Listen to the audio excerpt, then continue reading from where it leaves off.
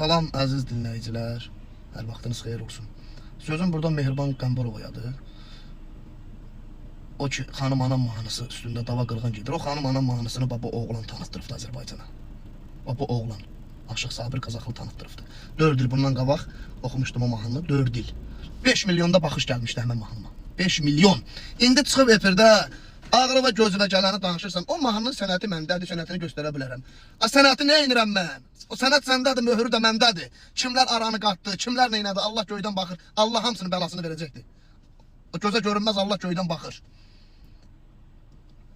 Efirlərin birində mənim arxamla danışıbsan ki, Sabir bir mahnını 10 nəfərə satıbdır. Yalancının əcdadına lənət olsun. Sabir bir mahnını 10 nəfərə satıbsa, üzləşəcək Mehriban. Onların hamısını subut eləyəcəksən mənə. Əgər subut eləyə bilməyəcəksənsə, o mahnı sənin haramın olsun. Ağlıva gözüvə gələni danışma mənim haqqımda. Sözüm var, nömrəm də var səndə. Yığ denə Sabir, bu belə oldu, bu belə oldu.